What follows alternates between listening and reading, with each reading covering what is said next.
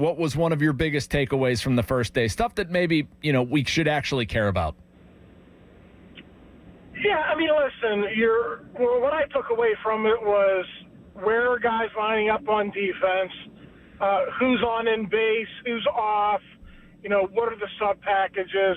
We got some of those questions answered yesterday. And to me, early on, and I'm driving up the road now, the familiar sight of making the left off of Route 30, Jason. There are about 300 cars lined up on the side of the road here. As I get on the campus, I get a kick out of this every time here. But, to me, I always watch the rookies, Jason, and, Harmon looked good yesterday, and I thought Kaleb Johnson looked really good too. So, it was a good first day for the rookie class. So, Ray, we heard and read a lot about the defense sort of moving around more, Jalen Ramsey being the chess piece and that sort of thing. And specifically with Ramsey, do you think that's something that they're just trying out in training camp, or is it pretty realistic that, in the nickel he might line up in the slot, base defense, he's going to be at safety? Like, is that a pretty lasting usage of him?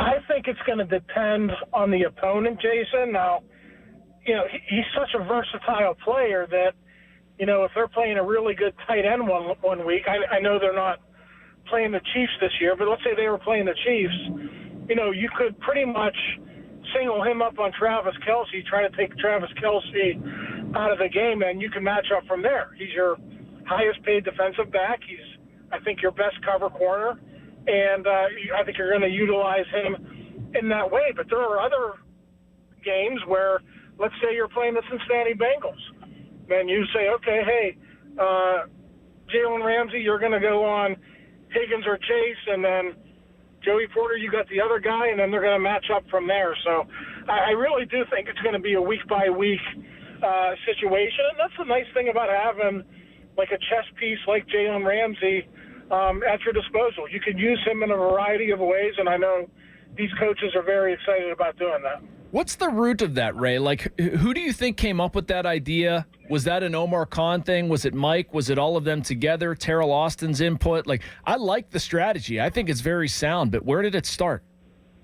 Yeah, I think once Jalen Ramsey came on board, you had that flexibility because, you had Minka back there. They were using Minka in a specific way. So you trade one good player, you acquire another, but in the acquisition of that player, you get to use him in a man-on-man coverage role, which you didn't do a lot with Minka Fitzpatrick. So, you heard Mike talk about this the other day. What they're really excited about is being able to match up man-to-man and how that's going to, affect their rush game. If you can line up across the board and you're confident in your defensive backs covering people, then you're going to be able to blitz more.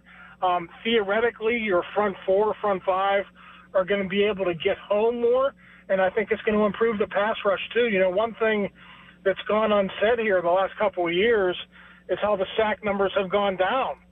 And I think with them having better personnel in the defensive backfield now, I think the pass rush is going to be better too. So I know we're going to look at that down the road, but by going out and getting a guy like Jalen Ramsey, I think it's going to help their defense in a lot of ways, just not in coverage.